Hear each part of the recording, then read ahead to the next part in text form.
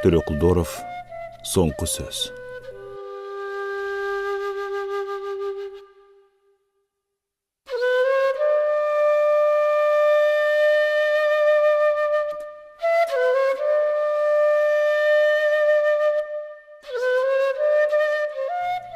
Тұрғандардың бірі маға қайырылып қалды.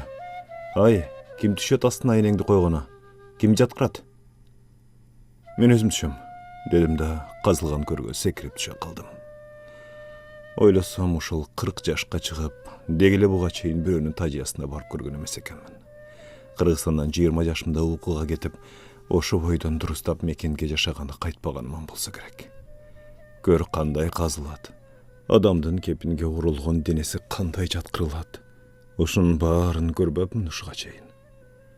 Эки башка бөлүк болуп коюлган чуңкурдун жогорку кабатынан кыйгачырактагы төмөнкү ички жагына жүрмөлөп кирдим.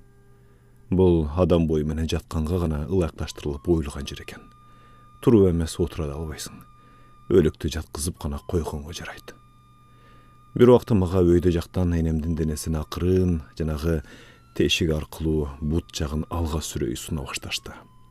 Мен аны кучактап жерге койдум. Башын айрылап коюп, колу бутун түздөп, эч бир жери кайрылып же басылып калбадыбы деп текшере баштадым. Ойлосом, кичине бала кезимде энем уктап жатканын көп байкачу экенмин.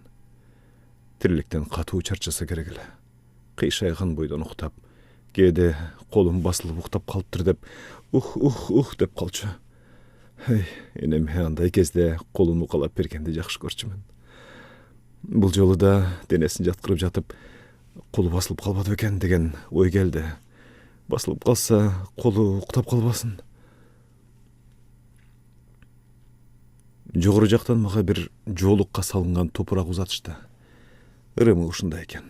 Тажияга келгендер бир чымчымдан топуракты ушу ормолго салып дуа окушат. Анан аны мен энемдин денесин айландыра төшөп чыктым.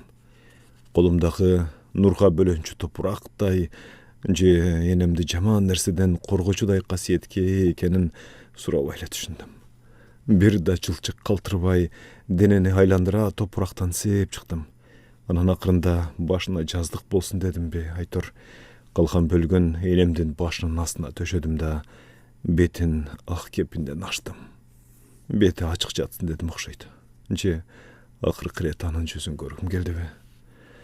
Жанагы өтө тар жапыз жерде ары бери айланып кыймылдоо деген оңой эмес. Буттарым талып, үстүмөн тер куюлуп чыкты. Жанымда жаткан чоочун эмес, энем экенин түшүнсөм да, ал өлүк экени жүрөк үшүмдү алып жаткансыды. Куддум ушу жерде азыр калып калчудай, көртүн капкагы жабылып кала тургандай же энем мени өзү менен ушул жерде кармап калчудай корктум. Анан ошол оюм үчүн өзүмдү жемелеп жаттым. Мен энем менен дагы качан ушунчалык тар мейкиндикте жалгыз калдым эле? Ага качан азыркыдай жакын болдум эле? Балким анын ичинде жаткан кезимде гана экөөбүз ушундай жакын жалгыз болсок керек. Ал ошондо курсагын сылап, мени менен сүйлөшкөн чыгар. Азыр мен да энемдин бетин сылай, ага соңку сөздөрүмдү айтып жаттым. Жакшы жатыңыз, энеке. Тынч жатыңыз. Мен эч нерсени унутпайм. Анын бетинин оң жагы кичине кара так болуп, карарып кеткендей көрүндү. Инсульт деген ушундай билем. Мээсине кан кеткенде бетинин да тамырлары жарылып кеткен окшойт. Энемдин башын улам оңдоп, тике каратканыма карабай, кайта эле оң жакка бурула калат. Ай жоңкой, энең кыбланы карап жаткысы келип атат, деп коюшту сырттан. Буттарым талып, кадимкидей аба жетпей, көөдөнүм кысылып чыкты. Сыртка көтөрүлдүм да, калгандар улам тездетип чуңкурга топурак салып атканын үнсөзсүз карап турдум. Ичимде бир нерсе үзүлдү.